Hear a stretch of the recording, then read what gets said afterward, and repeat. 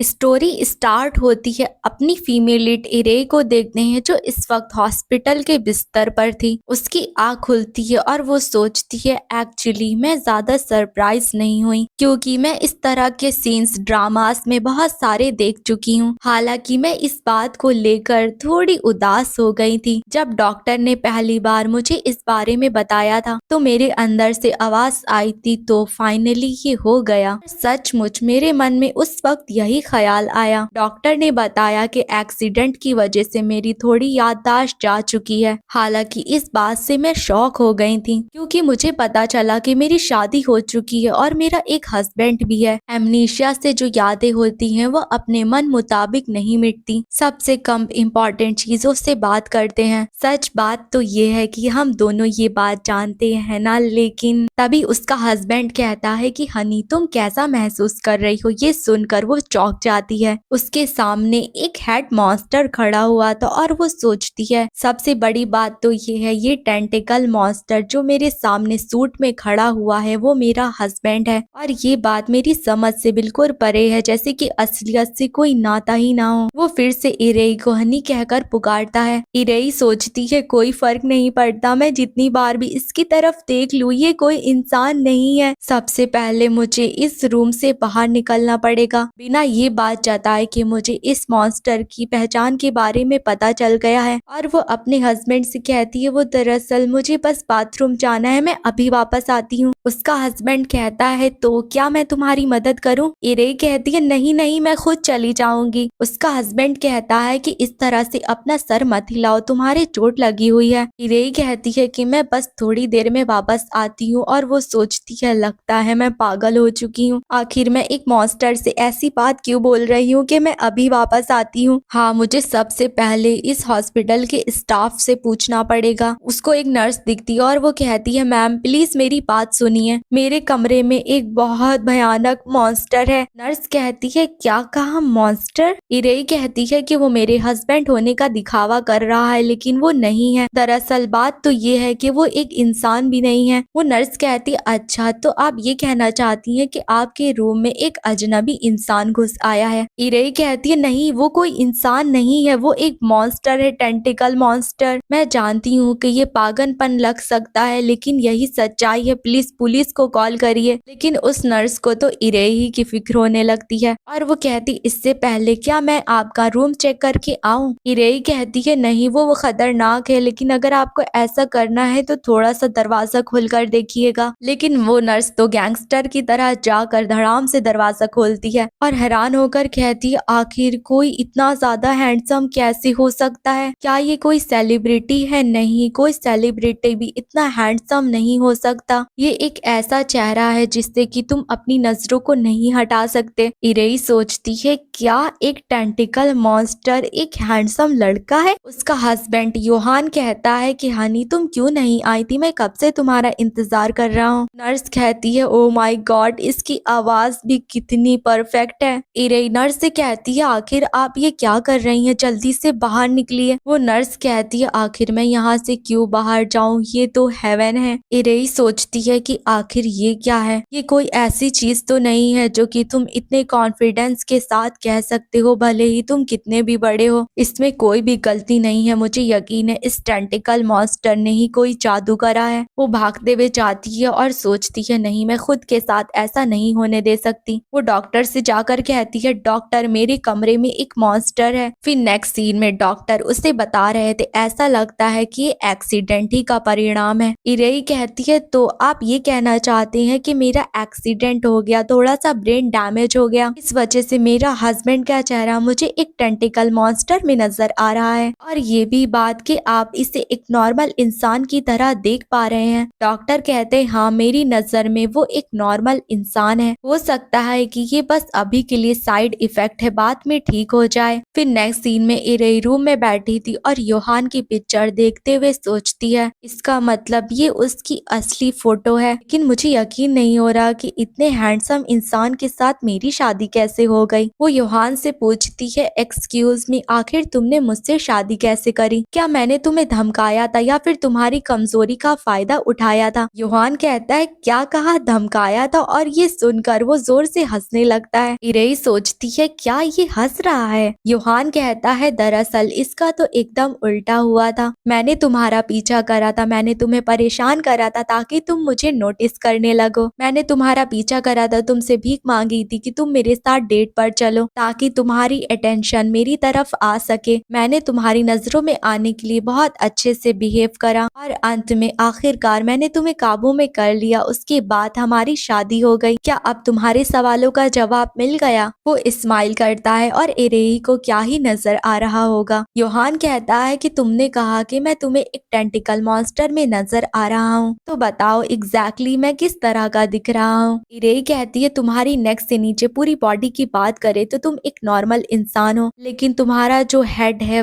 वो एक मॉन्स्टर की तरह है। तुम्हारे फेस की जगह बहुत बड़े बड़े से टेंटिकल्स हैं। योहान कहता है कि आखिर कितने हैं? इरेई कहती है देखने से तो 12 लग रहे हैं। योहान कहता है अच्छा तो वो कितने लंबे हैं और उनकी थिकनेस कैसी है? इरेई सोचती है क्या ये इतनी बेफिजूल चीजों के लिए क्यूरियस हो रहा है। इरेई कहती है कि कुछ उंगलियों से भी छोटे हैं और कुछ मेरी कलाई से भी बड़े हैं। ऐसा लग रहा है कि तुम्हारी बॉडी एक स्टोरेज रूम है जिसमें सिर्फ वही विजिबल हो रहे हैं। और वो सोचती है कि क्या ये फिर से हंस रहा है। मैं अपनी पूरी कोशिश कर रही हूँ अच्छे से एक्सप्लेन करने की। क्या इसे इस बात की खुशी हो रही है कि ये मेरी नजर में एक टेंटिकल मॉन्स्टर नजर आ रहा है? योहान कहता है वैसे इन 12 में से तुम्हें कौन सा ज्यादा अच्छा लग रहा है? इरेई सोचती है कि आखिर ये किस तरह का सवाल है। वो कहती है शायद से छठा वाला, वो सफाई करने में काफी काम आएगा। ये सुनकर तो योहान बिस्तर पर सर पीट कर हंसने लगता है और कहता है कि क्या सफाई? तुम मॉन्स्टर टेंटिकल से सफाई करने के बारे में सोच रही हो? इरेई सोचती है क्या ये सच में अपना सर पीट पीट कर हंस रहा है? योहान कहता है तुम सच में मुझे पागल कर रही हो हनी। इरेई सोचती है कि ये सुनकर अक्सर दिल की धड़कनें तेज हो जाती हैं, लेकिन ये दिखने में एकदम इंटेंस्टाइन लग रहे हैं। मुझे उल्टी आ रही है। मुझे यकीन नहीं हो रहा कि मेरा हस्बैंड एक मॉन्स्टर दिखने लगा है, सिर्फ इस वजह से कि मेरा ब्रेन थोड़ा सा इंजर्ड हो गया है। आखिर मेरी नॉर्मल जिंदगी एक कॉस्मिक हॉरर कैसे बन गई? कोई मुझसे ये मत कहना प्लीज कि मुझे पूरी जिंदगी मेरा हस्बैंड एक मॉन्स्टर में नजर आएगा, वो भी नॉर्मल मॉन्स्टर नहीं, एक टेंटिकल मॉन्स्टर। फिर सीधा नेक्स्ट सीन देखते हैं कि इरेई एक खाली रोड पर खड़ी हुई थी। वो आसमान की तरफ देखती है जहाँ पर आसमान का कलर बहुत अजीब था। वो सोचती है कि ये अजीब कलर है, ऐसा लग रहा है मानो ये अर्थ के ऊपर एग्जिस्ट ही नहीं करने चाहिए, फिर भी ये एग्जिस्ट कर रहे हैं। ऐसा लग रहा है इन्हें यहाँ पर नहीं होना चाहिए। ये बहुत भयानक है और जो भी बिल्डिंग इस कलर से टच हो रही है वो पूरी तरह से टूटी जा रही है। वो बहुत हैरान हो रही थी और आंखें बंद कर कर सोचती है एक दिन मेरा भी अंत इसी तरह हो जाएगा। लेकिन तभी योहान की आवाज आती है जो कहता है मैं इतनी आसानी से नहीं होने दूंगा हनी। वो अपने हाथ से कुछ मैजिक कर रहा था और इरेई सोचती है कि मेरा हस्बैंड यहाँ पर क्या कर रहा है, लेकिन कोई टेंटिकल्स नहीं दिखाई दे रहे हैं। कुछ तो लेकिन अजीब है। वो कुछ मैजिक करता है जिसकी रोशनी हर तरफ जाती है। इरेई सोचती है वो कलर जो पूरे आसमान को घेरे हुआ था वो अचानक से गायब हो गया। योहान कहता है कि हमने वादा किया था कि हम साथ में एक अच्छी जिंदगी बिताएंगे, लेकिन तभी इरेई की आंख खुल जाती है और वो सोचती है आखिर आखिर ये किस तरह का सपना था। ठीक उसी समय जब वो रंग मुझे पूरी तरह से निकलने वाला था, मेरा हस्बैंड अचानक से कहीं आ गया और उसने मुझे बचा लिया और मेरे दिमाग में जो रह गया वो था बस उसका चेहरा। फोटो के अलावा उसे अपने आंखों के सामने देखना कुछ अलग ही बात है, लेकिन मुझे समझ नहीं आ रहा कि इतना हैंडसम लड़का मेरे ही सामने क्यों एक टेंटिकल दिख रहा है। खैर भूल जाओ, मुझे वापस जाकर सो जाना चाहिए या फिर मैं किसी और के बारे में भी पता करूं जिसको मेरी ही जैसी कंडीशन हो। वो फोन पर सर्च करती है जहां पर पता चलता है इस बीमारी का नाम है कैब्रेगास सिंड्रोम। ये एक साइकेट्रिक डिसऑर्डर है। इसमें ये होता है कि तुम्हारा करीबी दोस्त या फिर तुम्हारा फैमिली मेंबर एक अनजान से मॉन्स्टर में तुम्हें नजर आने लगता है। कुछ मायनों में लोग इस तरह कह सकते हैं कि ये आदमी मेरा हस्बैंड नहीं है, ये कोई और है। मेरे हस्बैंड की तरह बिहेव तो कर रहा है लेकिन ये मेरा हस्बैंड नहीं है। वो पढ़ती है कि लोगों का मानना ये है कि ऐसा इसलिए होता है कि तुम्हारा ब्रेन कुछ केमिकल्स को प्रोड्यूस नहीं कर पाता, इसीलिए किसी जाने पहचाने इंसान को देखने के बाद वो अलग नजर आने लगता है। इसी वजह से जब तुम उसके साथ अपने कनेक्शन को फील नहीं कर पाते तो तुम ये बात कह देते हो कि ये एकदम अलग इंसान है सेम बॉडी के अंदर। और इरेई सोच सोचती है कि ये तो ऐसा ही लिखा है जैसा कि मुझे फील हो रहा है। क्या सच में मेरे ब्रेन के अंदर कोई प्रॉब्लम हो गई है? शायद मेरे दिमाग के अंदर की नसें इतनी गड़बड़ा गई हैं कि जब मैं उस इंसान को देखती हूँ जिससे मैं प्यार करती हूँ, मेरे अंदर एक डर सा उभर आता है जिस वजह से ऐसा होता है। या फिर जैसा इंटरनेट के ऊपर लिखा हुआ है कि ट्रीटमेंट के लिए कुछ ड्रग यूज करने की वजह से ऐसा हुआ, या फिर शायद ये कुछ वक्त का इफेक्ट है क्योंकि वो ड्रग मुझे सूट नहीं करा। अगर ये बात सचमुच सच है तो फिर जल्दी ही सब कुछ ठीक हो जाएगा। अगर मैं आज लकी होंगी तो शायद वो मुझे और टेंटिकल मॉन्स्टर नजर नहीं आए। लेकिन अगले ही सीन में उसका मुंह पूरी तरह से उतरा हुआ था। योहान कहता है कि हनी, तो आज मैं कैसा दिख रहा हूँ? क्या आज भी मैं तुम्हें एक टेंटिकल मॉन्स्टर में नजर आ रहा हूँ? इरेई सोचती है कि अरे यार, एक भयानक प्लेनेट, तुम्हारे सर पर पूरा प्लेनेट आ गया, लेकिन तुम्हारा चेहरा कहाँ चला गया? मुझे समझ नहीं आ रहा, मुझे डेजा वू क्यों हो रहा है? योहान कहता है कि क्या हो गया, तुम मुझसे इतना फॉर्मल होके क्यों बात कर रही हो? इरेई कहती है कि आप मुझे एक बहुत बड़ी हस्ती के रूप में दिखाई दे रहे हैं। मुझे लगा था कि अगर तुमसे मैं रिस्पेक्ट के साथ बात नहीं करूंगी तो ये अच्छी बात नहीं होगी। योहान हंसते हुए कहता है कि ये तो और भयानक लग रहा है, थोड़ा नॉर्मली बात करो। इरेई कहती है कि मेरे पास कोई यादें नहीं है तो मुझे नहीं पता कि नॉर्मली किस तरह से बात करती थी मैं तुमसे। योहान कहता है कि तुम कहती थी पागल, गधा, बेवकूफ, साइको। मुझे याद है कि तुमने हर बुरा वर्ड मेरे ऊपर इस्तेमाल करा है। इस पूरे यूनिवर्स में कोई भी नहीं होगा जिसने तुम्हारे जितना मुझे गाली बकी हो। इरेई कहती है कि ऐसा क्यों? क्या इससे पहले तुमने बाकी सबको मिटा दिया? क्या उन सबको तुम्हारी और ज्यादा इंसल्ट करने का मौका नहीं मिला? लेकिन तभी योहान शांत हो जाता है और इरेई सोचने लगती है कि इसे क्या हो गया, मैं तो बस मजाक कर रही थी। क्या मैंने ऐसा कुछ कह दिया जो बहुत सीरियस बात है? योहान कुछ सोचने लगता है और कहता है मुझे लगता है कि मैं इसी तरह का इंसान हूँ। इरेई सोचती है अरे यार, तुमने मुझे चौंका दिया, मुझे लगा कि तुम नाराज हो गए। अच्छा, तो इसका कलर चेंज हो जाता है जब इसका मूड चेंज होता है। और वो योहान से कहती है क्या ठीक रहेगा अगर मैं तुम्हारे चेहरे को छूऊं? तो योहान उसका हाथ पकड़ता है और अपने चेहरे के ऊपर लगाता है। इरेई सोचती है कि इसके गाल तो सच में एक इंसान के गाल की तरह फील हो रहे हैं। फाइनली इसका मतलब सब कुछ ठीक है, मेरे दिमाग ही में कोई प्रॉब्लम है, इसी वजह से इसका चेहरा एक प्लैनेट की तरह नजर आ रहा है। वो अपना फोन निकालती है और कैमरे से उसे देखने लगती है और वो सोचती है वाह, तो असल में तुम इस वक्त ऐसे दिख रहे हो। मैं छू कर तुम्हारे चेहरे को बता सकती हूँ, लेकिन जो इस वक्त मुझे दिख रहा है वो कुछ नहीं, बस एक प्लैनेट है। फोटो में ये एक ऐसी कैट नजर आ रहा है जिसके सर के ऊपर सहलाया जाए। योहान कहता है तो तुम्हें क्या एक अच्छी पिक्चर मिल गई? मुझे खुशी है कि तुम्हें ये चेहरा पसंद आया। मैंने इसे इसलिए चुना था ताकि तुम्हें ये पसंद आए। इरेई कहती है कि तुम फिर से अजीब बातें कर रहे हो और वो सोचती है अब जब मैं सोच रही हूँ तुम्हारे चेहरे से इतनी डिस्ट्रैक्ट हो गई थी कि मैंने तुम्हारा नाम ही नहीं पूछा। और वो योहान से कहती है कि माफ करना, लेकिन तुम्हारा नाम क्या है? योहान अपना नाम बताता है। तभी इरेई को कुछ झटका लगता है। वो सोचती है आखिर अचानक से मेरे सर में इतना दर्द क्यों होने लगा। वो योहान से कहती है माफ करना, लेकिन क्या तुम दोबारा बता सकते हो? वो इरेई के पास आकर कहता है कि मेरा नाम योहान है। इरेई सोचती है रुको, अभी मैंने किस कलर का प्लैनेट देखा? योहान कहता है क्या तुम आज हॉस्पिटल से डिस्चार्ज होना चाहोगी? इरेई कहती है हाँ, मुझे लगता है कि ऐसा ठीक रहेगा। योहान कहता है अच्छा, लेकिन तुम इतनी सैड क्यों दिख रही हो? इरेई कहती है वेल, ये एक प्राइवेट रूम है तो मुझे फिक्र हो रही है आखिर इसका हॉस्पिटल बिल कितना होगा। योहान अपने पास से ब्लैक कार्ड निकालता है और कहता है तुम इस बात की फिक्र क्यों कर रही हो? इस बात को पक्का कर लो कि तुम इसके पैसे नहीं भरने वाली। इरेई कहती है चलो, सुकून की बात है। योहान कहता है क्या तुम अब खुश हो? इरेई कहती है ऑफ कोर्स, मुझे इसकी फिक्र हो रही थी। वो सोचती है कि इसका बात करने का तरीका हमेशा से स्वीट है और वो योहान से कहती है कि खैर अब से हम लोग एक दूसरे को काफी देखने वाले हैं, है ना? वो योहान को देखकर सोचती है क्या इसका मूड फिर से बदल गया? मेरा मतलब मैं जानती हूँ मेरी यादें चली गई हैं तो ये थोड़ा अजीब होगा, लेकिन समय के साथ हमारी दूरी कम हो जाएगी और जब ऐसा होगा तब एक दिन शायद फिर से मुझे तुम्हारा चेहरा एक इंसान की तरह नजर आने लगे। योहान कहता है ऑफ कोर्स, जाहिर सी बात है क्योंकि हमारी शादी हो चुकी है। फिर दोनों घर आ गए थे और इरेई कहती है वाओ, तो क्या ये सच में हमारा घर है? योहान कहता है हाँ बिल्कुल, आज से हम दोनों एक अच्छा वक्त बिताएंगे। और वो यूहान को देखकर सोचने लगती है कि एक परफेक्ट बॉडी, एक परफेक्ट सूट के साथ बेनी हैंड्स, जिसके हाथ में एक बोल्ड वॉच है, एक आदमी के तौर पर अल्टीमेट पावर कॉम्बो। यूहान कहता है अगर तुम मुझे इस तरह से देखती रहोगी तो मुझे शर्म आएगी। इरेई कहती है क्या मैं ऐसा नहीं कर रही थी। और वो अपने मन में सोचती है क्यों ना करूं, मेरा मतलब तुम मेरे हस्बैंड हो तो ये तो मेरा हक बनता है, इसलिए मैं तुम्हारी बॉडी को जितना चाहूं देख सकती हूँ। यूहान कहता है नो वे, तुमने एक प्लैनेट के साथ अपनी हदें पार कर ली। इरेई सोचती है क्या एक प्लैनेट, रुको आखिर हम कितनी बार कर चुके हैं। यूहान कहता है कि तुम सच में बहुत मजेदार हो, आखिर किस तरह की सोच तुम्हें इस तरह का चेहरा बनाने पर मजबूर कर रही है। इरेई कहती है कि क्या तुम किस तरह का इल्जाम लगा रहे हो, मैं ऐसा कुछ भी नहीं सोच रही थी। यूहान कहता है तो क्या तुम हिप हॉप कंपटीशन में जाने के बारे में सोच रही थी। फर्क नहीं पड़ता कुछ भी हो, मैं तुम्हें सपोर्ट करूंगा, लेकिन रैपिंग तुम्हें सूट नहीं करती है, तुम्हारा लंग इतनी हवा नहीं खींच पाएगा। इरेई कहती है आखिर तुम्हें मेरे लंग के बारे में कैसे पता। यूहान कहता है मैं तुम्हें बहुत गहराई से जानता हूँ, तुम बस हांफती रह जाओगी। इरेई सोचती है आखिर ये क्या बात कर रहा है। यूहान कहता है कि हनी आखिर तुम कहाँ देख रही हो, मैं उस बारे में बात कर रहा हूँ जब हमने किस करा था और तब तुम बिल्कुल सांस नहीं ले पा रही थी, समझी।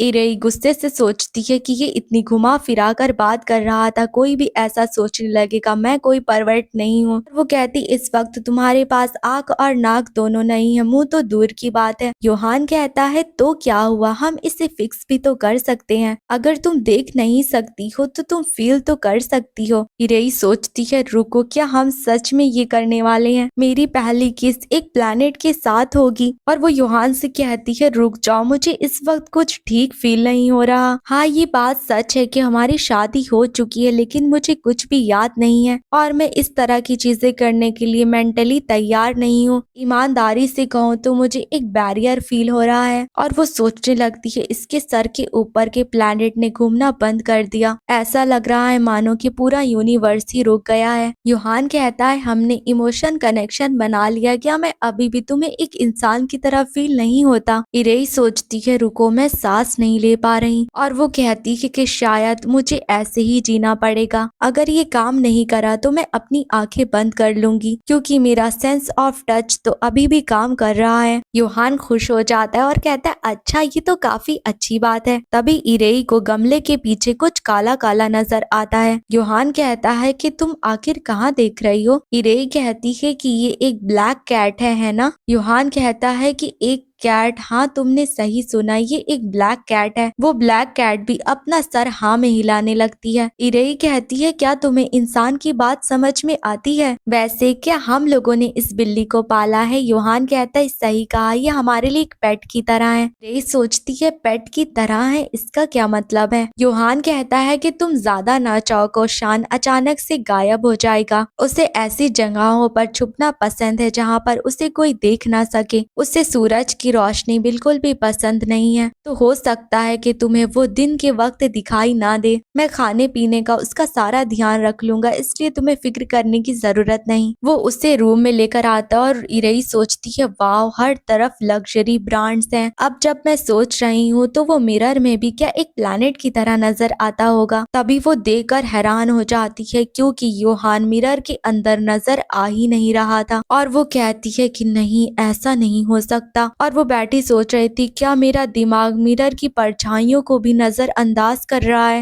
एक्सीडेंट का आफ्टर इफेक्ट तो बहुत ज्यादा खतरनाक है। यूहान कहता है मैं स्कूल में तुमसे 2 साल सीनियर था, तुम्हें तो याद नहीं होगा। इरेई कहती है क्या हम दोनों एक ही हाई स्कूल में पढ़े हैं। यूहान कहता है कि तुम मेरे बारे में सब कुछ भूल चुकी हो। इरेई सोचती है नहीं मुझे उस जैसा स्टूडेंट मेरी क्लास में बिल्कुल भी नहीं याद। और वो कहती है मुझे माफ कर देना। ये बात सुनकर यूहान कहता है क्या मैं तुम्हारा कोई टीचर हूँ, तुम मुझसे इतनी पोलाइटली क्यों बात कर रही हो। इरेई कहती है तो मैं पहले तुमसे किस तरह से बात करती थी। यूहान कहता है कि तुम मुझसे आम तरह से बात करती थी, कभी कभी गालियां भी बकती थी। इरेई सोचती है क्या हॉस्पिटल वाली जो बात थी वो सच थी क्या, और वो युहान से कहती है तुमने कहा था कि तुम मुझसे 2 साल बड़े हो, लेकिन मैं अक्सर तुम्हें इस तरह की बातें बोला करती थी। युहान कहता है कि वो एक कठिन वक्त जैसा लगता है, अब मुझे बहुत पछतावा हो रहा है। इरेई सोचती है मुझे नहीं पता उस व्यवहार का हमारे रिश्ते पर क्या असर पड़ा, लेकिन अगर मैंने उससे शादी करी है तो मैं ये बात सहन कर सकती हूँ। और वो उससे कहती है मुझसे वादा करो कि तुम अब और मुझे परेशान नहीं करोगे। और वो सोचती है कि मुझे डर है कि हमने अगर ज्यादा लाइंस को क्रॉस कर दिया तो हम करीब नहीं आ पाएंगे। योहान कहता है कि ठीक है, मैं वादा करता हूँ। मुझे ये मानना पड़ेगा कि ये मजेदार था, लेकिन इसने एक कड़वा स्वाद छोड़ दिया। अगर तुम मुझसे भीख भी मांगोगी मैं तुम्हें परेशान करूँ तब भी मैं ऐसा नहीं कर पाऊंगा। खैर, अब मजा पूरी तरह से खत्म हो चुका है। इरेई सोचती है क्या इससे मुझे परेशान कर कर मजा आ रहा था, क्या ये इतना क्रूर है। वो योहान से कहती है कि हम लोग हाई स्कूल से एक दूसरे को जानते हैं, तो क्या हम डेट कर रहे थे। योहान कहता है उस वक्त तो नहीं, तुम मुझसे नफरत करती थी